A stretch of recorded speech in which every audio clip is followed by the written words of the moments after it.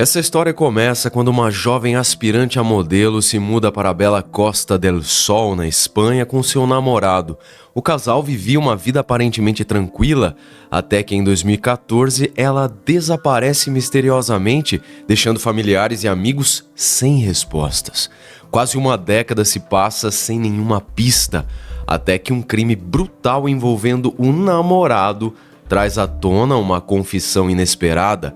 O homem alega que a jovem modelo desaparecida está emparedada no apartamento onde viviam há quase 10 anos. A partir daí, a investigação se intensifica e vai revelar um cenário que só uma mente doentia poderia conceber. Mas será que ele está falando a verdade? É isso que vamos descobrir no episódio de hoje. Eu sou Marcos Campos, sejam todos muito bem-vindos. Aqui toda semana tem 3 episódios novos, então se você gosta de conhecer casos reais, se inscreva, ativa o sino para você não perder nenhum episódio inédito e se puder, considere entrar para o nosso clube de membros, pois além de ajudar a produzir aqui os conteúdos diretamente, você também tem acesso aos episódios em primeira mão. Se não puder ser membro agora, tudo certo, é só deixar seu like e um comentário, nem que seja um emoji, porque já vai ajudar bastante. É isso. Pessoal, deixa eu compartilhar com vocês uma história minha aqui que eu acho que pode ajudar algumas pessoas, tá? Desde 2021 eu tenho postado aqui 3 episódios longos por semana. E essa é uma rotina bastante puxada, tá? E de uns tempos pra cá, galera, eu tenho dormido muito mal. Tenho acordado cansado. Porque a gente sabe, né, que uma boa noite de sono é indispensável pra gente render durante o dia, né? Desempenhar bem nossas atividades. E olha, vou ser sincero pra vocês, o meu colchão tava assim, muito desgastado. Então eu precisava com urgência trocar de colchão. Assim eu pesquisei bastante as melhores marcas atuais do mercado. E eu acabei descobrindo a Luna, que é uma marca que foi criada no México em 2015 e chegou aqui no Brasil em 2022. E são excelentes, tá? Os colchões deles combinam qualidade e tecnologia de ponta e oferecem conforto, frescor, suporte e adaptação perfeita ao corpo, além de não transferir movimentos. Sabe, quando a outra pessoa deita de um lado, você nem mexe do outro. Nossa, é muito confortável. Faz uma semana que eu tô usando e eu já tô amando. E eu escolhi a cama Box King e o colchão top de linha deles, que é o Supreme, tamanho King também, que tem 5 camadas de espumas, é ergonômico, macio na medida certa e oferece um conforto de hotel 5 estrelas. Gente, é realmente confortável e a Luna oferece 100 noites de teste e 10 anos de garantia em todos os colchões, além de frete grátis para todo o Brasil. E tem novidade, tá? Que é o serviço gratuito de montagem para compras a partir de R$5.000. Você só liga lá, manda a mensagem, é super rápido e fácil e dá para acompanhar a equipe de montagem chegando na sua casa ao vivo. O pessoal veio aqui em casa, montou tudo em menos de 20 minutos, deixou tudo prontinho pra gente. E para você não perder essa oportunidade, a gente tem um cupom com condições especiais. É só usar Marcos Campos 5. O link vai estar aí na descrição e no comentário fixado. E daqui a um mês eu volto aqui para dar meu feedback completo das minhas noites de sono com o colchão da Luna. Combinados? É isso então, recados dados, vamos aos fatos.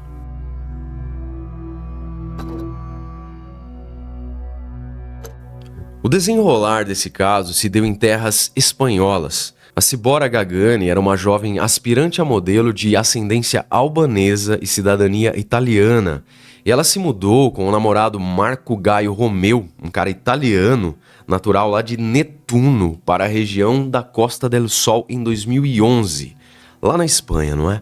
A Costa del Sol, pessoal, é uma região turística do sul da Espanha, na província de Málaga. Os dois eram bastante unidos, eles viajavam muito juntos. Realmente pareciam que se gostavam, sabe? Gostavam de passar o tempo juntos. Lá na Costa del Sol, eles foram morar em Torremolinos, onde o casal decidiu morar em um apartamento. Eles ficaram ali por 3 anos, de 2011 a 2014. E realmente parece que tudo estava às mil maravilhas, tudo indo muito bem na vida deles. Mas, de repente, no dia 7 de julho de 2014, a Cibora parou de fazer contato com os seus pais, que ainda moravam na Itália, e também sumiu das mídias sociais. Amigos e vizinhos perguntaram ao Marco Romeu sobre ela, e ele sempre respondia que a Cibora tinha partido com todos os pertences, assim, simplesmente do nada. O problema é que a Cibora literalmente desapareceu, ninguém mais encontrava ela em lugar nenhum. Os pais da jovem modelo, preocupados, foram da Itália para a Espanha e fizeram de tudo o que podiam para encontrá-la, mas não tiveram sucesso. As buscas iam do nada para lugar algum. Sem respostas, então, os familiares foram até uma delegacia e registraram uma ocorrência sobre o desaparecimento da jovem. A polícia fez tudo o que podia na época, mas nada de encontrar evidências do paradeiro da Cibora. Assim, os dias viraram semanas, as semanas meses e os meses anos. E o caso acabou esfriando, virando um cold case, ou seja, todas as pistas investigativas probatórias disponíveis para os investigadores foram esgotadas e o caso permaneceu aberto, mas sem solução. E assim, esses cold cases ficam arquivados, na verdade, e são revisados periodicamente para determinar se as novas tecnologias ou testes forenses disponíveis podem produzir alguma nova pista, em potencial, para daí sim dar continuidade da investigação. Como, por exemplo, em 2015, a polícia pediu a colaboração dos cidadãos e a Associação SOS Desaparecidos divulgou a imagem da Cibora para tentar localizar a mulher. Mas ainda assim, nada, nenhuma pista. Depois de tudo isso, sem nada contra ele, o Marco Romeu continuou a sua vida normalmente. Ele conheceu outras pessoas e até começou um novo relacionamento. E o nome da jovem da vez era Paula. Ela era de Málaga e trabalhava como garçonete em Torremolinos. Os dois, com o passar do tempo, decidiram morar juntos. A Paula e o Marco tiveram um filho e a vida deles estava indo bem. Aparentemente. Em 2023, no dia 28 de maio, um grito foi ouvido por alguns vizinhos do casal que decidiram chamar a polícia. Quando uma equipe chegou ao local, eles encontraram lá dentro a Paula, que sangrava muito e acabou não resistindo a esse ferimento. A Paula, na verdade, tinha 3 filhos e um deles era fruto da relação com o Marco. Imediatamente, então, as autoridades iniciaram as buscas pelo marido, o possível homicida, como quase sempre acontece, não é? Que tinha fugido do local, mas ele foi visto por muitas pessoas correndo com uma adaga na mão. Marco foi encontrado e preso 6 horas depois, graças à colaboração dos cidadãos ali da região. Marco Gaio Romeu, agora com 45 anos de idade, tinha desferido 14 golpes na Paula, sendo então acusado de homicídio. Nessa altura do campeonato, já quase uma década depois, os familiares da Cibora, logo que souberam do ocorrido, começaram a ligar os pontos, não é? Eles suspeitaram que o Marco possivelmente tinha alguma coisa a ver com o desaparecimento da Cibora, muito embora ele tenha passado despercebido a época do desaparecimento dessa jovem. Vejam só, a primeira versão que o Marco contou, ainda no momento da prisão, agora do segundo caso, tudo que ele contou aos policiais foi que o casal teve uma forte discussão e uma briga, e ele então pegou uma faca e acidentalmente esfaqueou a esposa. A polícia espanhola levou o Marco para a delegacia sob custódia. Lá na delegacia, o Marco fez uma confissão surpreendente a todos que estavam ali. E olha, não era sobre o caso atual, tá? Ele estava custodiado pelo crime contra Paula, bem verdade, sua atual companheira. E do nada, ele confessou ter matado sua ex, um crime de quase uma década atrás. Marco estava sentado em uma cadeira na frente do policial, dando um depoimento. E do outro lado, atrás da mesa onde esse oficial estava sentado fazendo as perguntas a ele, tinha uma parede. E durante essa conversa, de repente o Marco olhou mais atentamente para as fotos de pessoas desaparecidas que ficavam ali, naquela parede penduradas. E aí do nada ele pensou um pouco, enquanto o policial questionava sobre o atual crime, o Marco se virou para uma das imagens ali, ele apontou e disse: "Você está me prendendo por esse segundo assassinato." O policial não entendeu muito ali, então, o que estava acontecendo, E ele perguntou para o assassino: "Segundo assassinato? Como assim? Qual é o primeiro?" O Marco, nesse momento, friamente respondeu que o primeiro assassinato estava na parede daquela delegacia. O policial, então, colocou o dedo em uma foto ali que estava na parede e perguntou: "Essa aqui?" Já meio desconfiado, não é? O Marco, então, respondeu que aquela garota da foto era a Cibora. Então os policiais ficaram chocados, pois há 9 anos eles estavam procurando pela Cibora e agora aquele mistério parecia finalmente ter chegado ao fim. O oficial imediatamente ordenou que levassem um arquivo sobre o desaparecimento e começou a confrontar com aquilo que o Marco falava. E ele não demorou muito para ligar todos os pontos e começou realmente a perceber que o Marco estava falando a verdade. Ela, entre aspas, está enterrada no sótão onde eu morava com ela, disse ele aos policiais. Mais ou menos enterrada, né? Vocês já vão ver. O Marco contou que usou ácido para fazer, os pedaços ali do corpo se desfazerem e emparedou a ex-namorada. Apesar do longo tempo decorrido, caso resolvido, não é?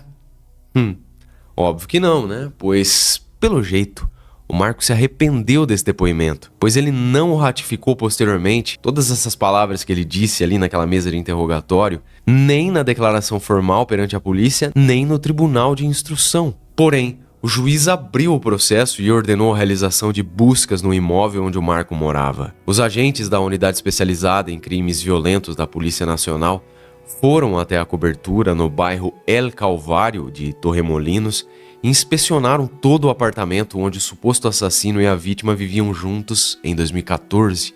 Os policiais usaram um sistema de raio-x e focaram especificamente em uma sala ali do imóvel, onde parecia que tinha alguma marca ali na construção das paredes. Depois eles demoliram aquela parede e lá dentro, naquela mesma parede, eles encontraram uma caixa.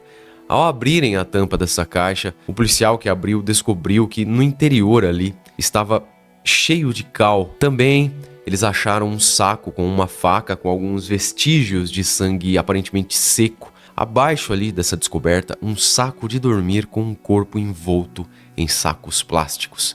Havia vários itens ao redor que se acreditava pertencerem à vítima.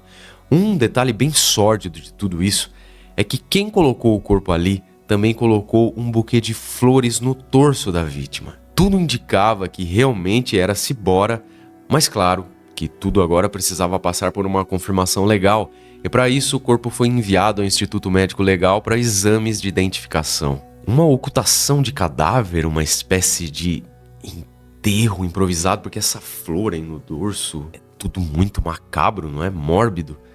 Mas em poucos dias, pessoal, veio a confirmação e os exames de fato comprovaram que aquele corpo era mesmo Cibora. O desaparecimento estava solucionado então, mas a polícia precisava agora saber a motivação desse crime e, de fato, implicar o namorado, o marido, enfim, o companheiro que vivia com a Cibora em 2014 como autor dos fatos. Em seu depoimento, o Marco contou que ele e Cibora moraram juntos por 3 anos, mas que com o passar do tempo eles começaram a brigar muito e dia após dia o nível das agressões foi aumentando, até que em um certo momento ele chegou ao extremo e muito furioso durante uma briga, uma discussão, ele acabou agredindo a moça, ele a estrangulou e enfim, ela acabou perdendo a vida. As autoridades quiseram saber como ele fez para esconder o corpo, na verdade, como ele pensou em tudo aquilo daquela maneira fria, assustadoramente doentia.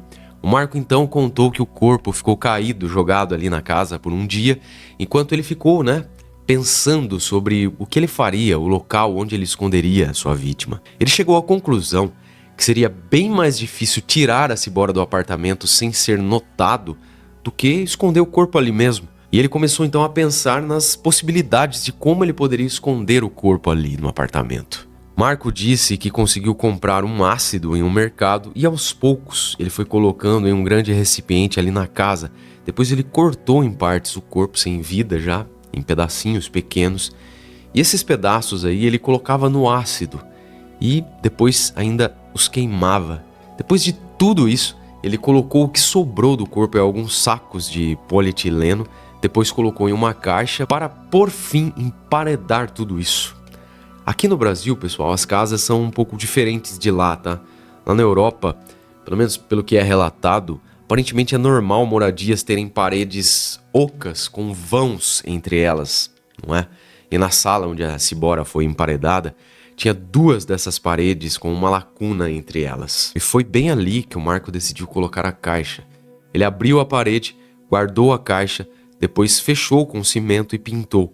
E dessa tão improvável maneira de esconder um corpo, ele conseguiu manter esse sombrio segredo por quase uma década. Só foi descoberto porque ele mesmo se entregou, sabe-se lá por quê, muito embora tenho a minha suposição que logo mais eu compartilho com vocês, depois quero saber a de vocês também.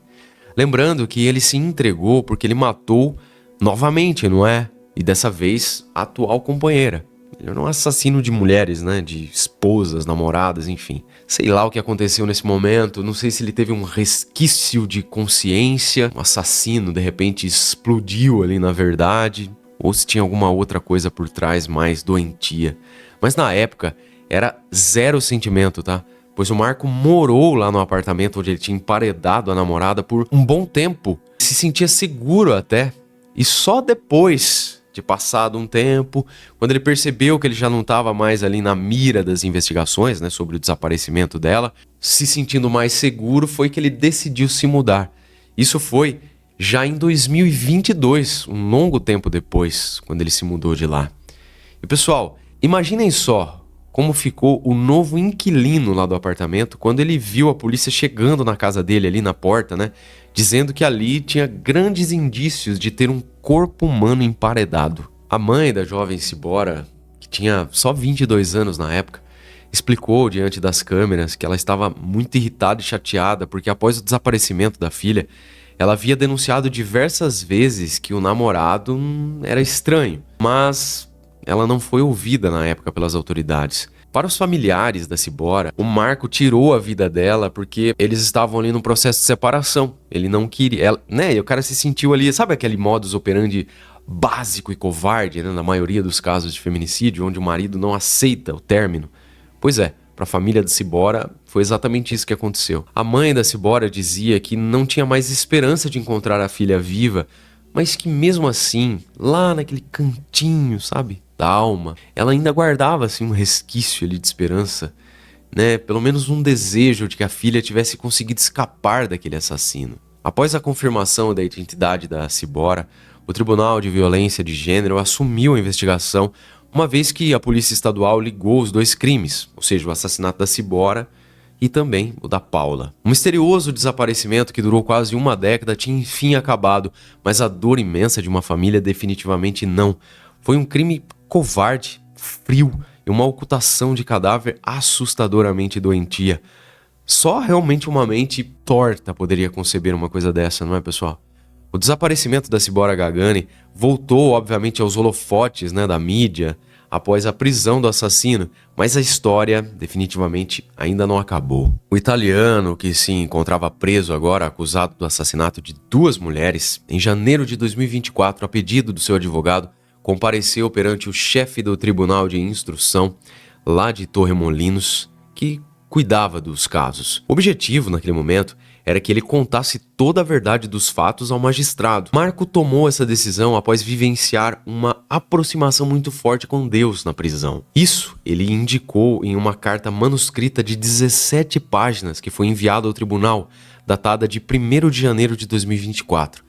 Nessa carta aí, ele também afirma estar arrependido por ter prestado declarações falsas diante de si e do procurador, precisamente no mês de junho de 2023. Ou seja, naquele momento que ele, fez a confissão lá na sala de interrogatório, depois recuou, disse que não era nada, e aí em janeiro ele voltou de novo, porque se aproximou de Deus, escreveu a carta confessando.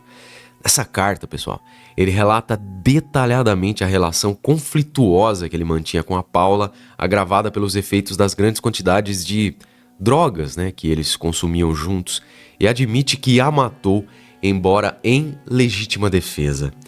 É claro que isso não explica muita coisa, não é? É só uma declaração dele ali. Porque se foi realmente legítima defesa, esse caso da Paula aí, por que ele teria esfaqueado a mulher com mais de 12 de punhaladas e ainda por cima nas costas dela? Na nova versão do Marco, ele afirma que a Paula o atacou com uma faca porque ela tinha dado 50 euros para ele, que não devolveu o dinheiro.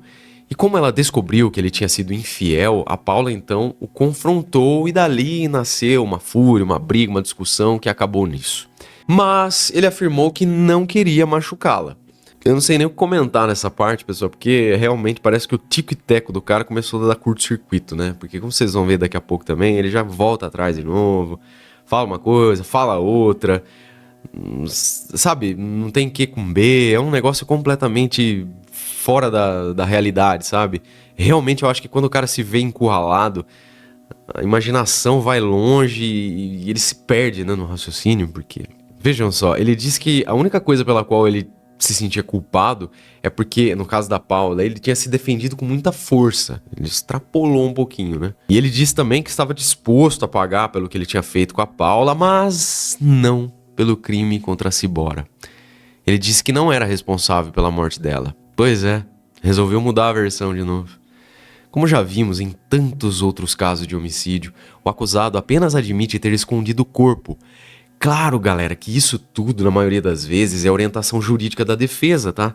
No entanto, em seus escritos, ele não diz como a Cibora morreu ou quem a matou. Ele quis fazer isso pessoalmente perante o juiz. O advogado do SOS Desaparecidos, Juan Manuel Medina, que participava, né, de todo o processo do caso aí, em defesa da família da jovem Cibora, disse ao canal de notícias espanhol Libertad Digital que o Marco surpreendeu a todos ao introduzir um elemento inesperado em sua história, o envolvimento da máfia albanesa. Pessoal, parece que a gente tá entrando de vez agora no portalzinho da fantasia, não é? Segundo o Marco, seriam pessoas muito perigosas que teriam matado a Cibora por causa de uma alegada dívida de 25 mil euros que os mafiosos tinham emprestado para eles montarem um negócio, né, na época que eles moravam juntos. Mais especificamente, esse negócio aí seria um bordel. Mas Marco disse que o dinheiro foi roubado deles por uns colombianos depois de uma noite de festa, para que eles não pudessem iniciar esses estabelecimentos e também não saldar a dívida com a máfia albanesa. Segundo Marco, isso fez com que algumas pessoas aparecessem um dia lá na casa deles de surpresa. Eram 4 pessoas que entraram, uma apontou uma arma para ele e as outras 3 encostaram a Cibora na parede, ameaçaram e por fim um deles a esfaqueou. Mas claro que a versão do Marco tem vários probleminhas. Tipo, ele não mostrou nenhum dado sobre os membros da máfia albanesa, nem nada, na verdade, sobre qualquer pessoa que ele mencionou nesse depoimento fantasioso, não é? Segundo alguns, a história contada pelo criminoso é completamente absurda, completamente fantasiosa, tá? Todo mundo que estava envolvido ali na investigação, no julgamento, as testemunhas. E a parte mais estranha de tudo é que depois de matarem a Cibora, segundo esse relato dele aí, esses albaneses pegaram 9 mil euros que ele tinha guardado, um dinheiro que ele ganhava com o tráfico de drogas, e que disseram para ele que com esse dinheiro a sua dívida estaria saldada, mas que ele deveria manter silêncio e dar um jeito de se livrar do corpo desaparecer. Marco também argumentou que não tinha contado nada ainda porque se sentia ameaçado. Para o advogado, o Juan Manuel Medina, o Marco é um psicopata clássico que não tem nenhum tipo de empatia ou arrependimento e que ele quer se salvar a qualquer custo, até mesmo manchando a memória da vítima, criando histórias, né, fantasiosas, enfim. O cara parece uma água que você põe num sistema assim, cheio de buraquinhos, né, um labirinto.